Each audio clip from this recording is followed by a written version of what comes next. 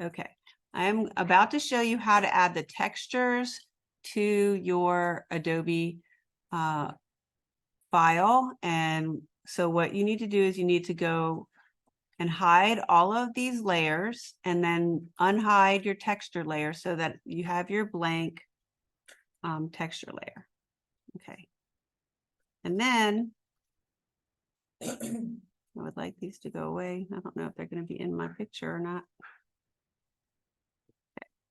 So first of all, I need to open Creative Cloud. And I'm going to use Adobe Express to find my pictures. You can also find them on the internet, but I'm going to use Adobe Express to get my pictures. So it's going to automatically launch the internet, and I'm just going to squish it down.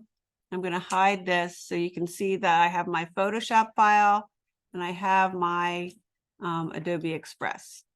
So now I'm going to look for pictures. So I am going to click on search everything. And I'm just going to type in specifically a texture that I want. And I'm just going to look for leopard fur. I think I already typed it in. So I'm going to look for that, and look at this. I have all these things, but it's going to show me all these other things like templates, videos, backgrounds, etc. I want to use photos. Okay, so I'm going to click on photos, and now I have all these photos of leopard fur. Okay, so I'm just going to pick one that I like. I'm going to click on it. And then I'm going to drag this onto my file. And there it is. Okay, so now I have it on here. And I can go back and I can go back here and I can click on that and I can go find other textures when I'm ready to find them. Okay. Please stop talking. Thanks for having that on the video. Should I say your name also so everybody knows? No, stop talking. All right, so on the texture layer, make sure that your texture layer is at the top, because as you're adding the layers, it's going to go on top of it. And when you're done, you're going to also make them into a collapsible collection using the new group from layers after you're done. Okay, so I found my texture, and this is very complex and it seems like a really long drawn out process, but once you get the hang of it, you'll just be doing it and it'll be fine. I'm going to use my move tool, but before I do that, I want to make sure that I can see where I'm putting this, because I can't see anything, right? So if I want to put it right here on this strip, I need to make my layer that I just added, I'm just going to name it because I need it. And if I want to put it in more than one place, I should duplicate it. Okay, so I do. So I'm going to go ahead and duplicate that layer. And I'm going to hide it for now. And I'm going to go back to the one that I'm going to use. And this is going to be my extra to make copies of. Okay, and you'll see why. So I'm going to use my leopard fur, and I'm going to change the opacity, which is right here up in the top right section. And I'm going to change it. I'm just going to drag it down until I can see through it. So, you know, like 70, 60 something %. And I'm going to use my move tool. Now I can see through it, so I can see where it's going to go. So I'm going to make it big enough to fit my space. And I'm also going to rotate it. So I just grab it to resize it on the corner when I have that little arrow that looks like two arrows on a straight line. When I want to rotate it, I can, first I got to make it bigger. And then I want to rotate it. I put the arrow a little bit away from the corner and it turns into like a little C shape. And I can click and drag it and it can rotate. Okay. So it's still not quite big enough. So I rotated it and I'm going to stretch it a little bit more. And now I have it covering that space I want to cover. But I think I want to use the part that's up here. I just like the spots better. So you can pick, and you want to make sure it's covering all of the part that you want to fill. And now I'm going to click on the check mark or double. It doesn't show here because of the way the projector makes it, but it's up here. It'll probably be in the middle on your screen, but I click the check mark and now that sets it. Before you do anything else, you want to put the opacity back to 100%. Now I can't see through it, but that's okay. I'm going to hide it. Now, this is the really important thing. You have to really understand how to manage your layers. I'm going to go down to texture because I need to select the area from this, because this up here is, if I select it, it's just going to select different parts of the fur depending on where I click. I want to select this space right here. So now I'm going to use my magic wand and I'm going to click on the bottom part. To add more selections, I just touch the shift key after doing the first one and you'll see the little plus sign on there. And I click again. Now I'm going to zoom into these tiny little pieces right here, holding the shift key, click, click. So I can hold the shift key and you can see that there's little lines here. They're kind of going in, like they look like they're moving. It's selected all of this space.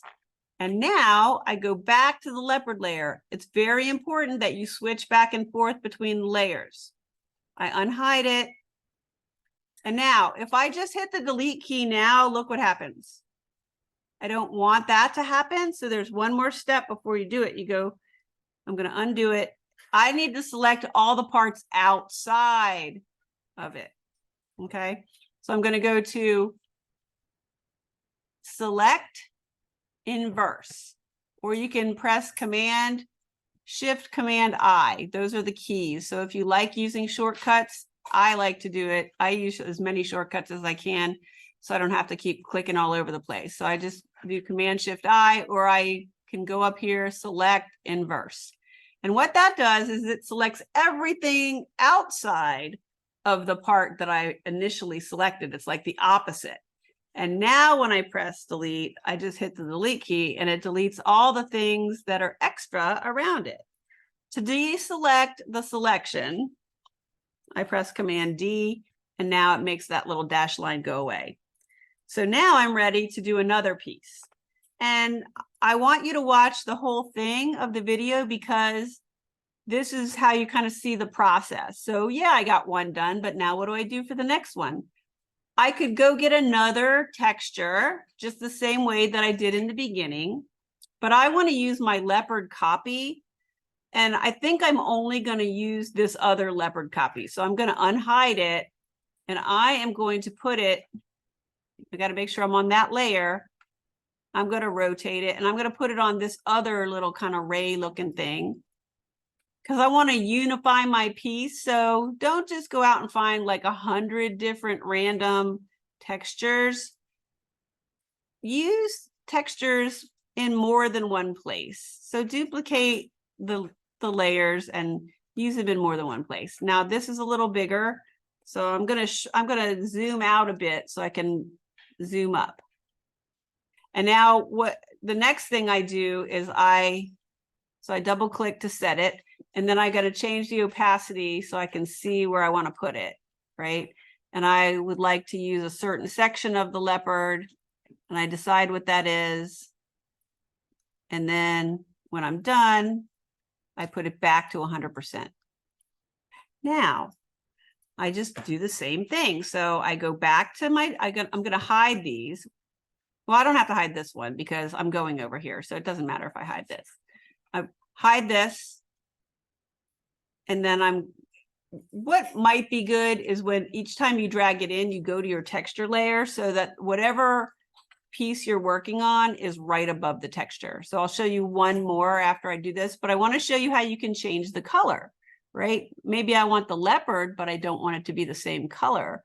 So I am going to go to texture, going to use my magic wand, and I'm going to select these parts, shift, select, select, select. Now this whole stretch of things is all selected. I unhide my leopard copy. I go back to that leopard because that's the one I want to work with. Select inverse and hit delete. Now I have my second piece of leopard. I can keep it like that, or I can change the color. So I'm on leopard copy. And I'm going to go image, adjustments, hue, saturation. And I can slide this around and fool around with it and just see what happens if I just want to slide the slider on the hue. It's kind of weird because it looks like it does something different than when you use the colorize. It's not quite monochromatic and it'll do different things. So you can just play around and see how you like it, or you can colorize and you just click on colorize and then you pick the color that you want and you can see what color it is. The saturation, of course, keeps it intense and you can make it lighter or darker. But I kind of like how I had it before. I'm just going to play around and I think I'm going to do, I like that magenta one, purple. Okay. So now I've changed the color. All right. So then if I want to put another piece on, you should select texture so that it'll put it right above this. And you're going to end up with a whole bunch of layers up above. Okay. So I'm going to go ahead and find another texture. I think I'm going to look for zebra. I got a theme going. You do not have to have a theme, but I can pick a zebra fur. And there it is. And now I just drag it onto my page. And then I choose, I'm going to change the opacity so I can see where I'm putting it. I'm going to use the move tool. I'm on that layer. I can name it if I want to help me remember. You really should name your layers so you know what you're doing. And I'm going to put it on this strip right here. So I'm going to rotate it. Remember, you pull it out till you see the little C curve. I'm going to rotate it like that. I'm going to put it up here. I'm going to stretch it. And then place it where I want it. Then I double click or press the check mark. I always double click. Now I'm going to put it back to 100%. And I am going to hide it. Go onto my texture layer. Use the magic wand. Select each section. So I select the first, add shift, click, click. So I have these three parts. And I'm going to unhide, go back to the zebra, select inverse, and hit the delete key. And then Command D to deselect. So there I have my third one. If I want to color it, I can. I kind of do. So I make sure I'm on there and I go image mode, or sorry, image, adjust, hue, saturation. I think I'm going to just play around and give it some other, I'm going to use colorize because it's a black and white. So I want to like bump up the saturation. And if I make it kind of darker, I can play around with the color. And I like this blue. That looks nice. And okay. So now I have now I'm going to just pretend that I'm all done with all the textures. Do you have to color everything with a texture? Yes, mostly. But see all these little dots in here? All the little tiny stars? You could still dump a yellow in there. If you wanted to color these little stripes and these planets and the tiny things, you can dump a paint bucket color in it. But for the sort of bigger pieces, these stars, the stripes here and all these stripes in here and all these little vines and things, I would pick a texture to do. Okay. When I'm done, I'm going to select my first texture. And this is just like with your gradients. I'll select zebra at here, and then I will press shift because shift is kind of a universal adding things on kind of a button. So I press shift after I select the first one, and then I hit shift and I select the top one. And now all of these are selected. Okay. So then I go to the little mini drop down. That's these little lines here. I click and I choose new group from layers. And I'm going to call this textures. And I'm going to press OK. And now I have it as one single thing, and they're all in there, but they're nested and I can kind of keep them out of the way. That's going to be important for when you go to rotate and flip your quad, which comes after this. And one of the things you need to know with your textures is you need to cut off all of the things here. So if I click the textures right now, if I use my move tool, see what happens when I click on the move tool? the textures are all, see this? There's still some pieces missing. So if I move this, look, it's just hidden.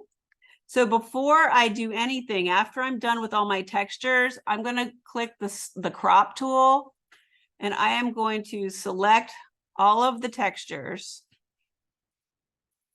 And I am going to choose the crop tool, and at the top, oh, come on, at the top of my screen, it has a place where it says delete cropped pixels.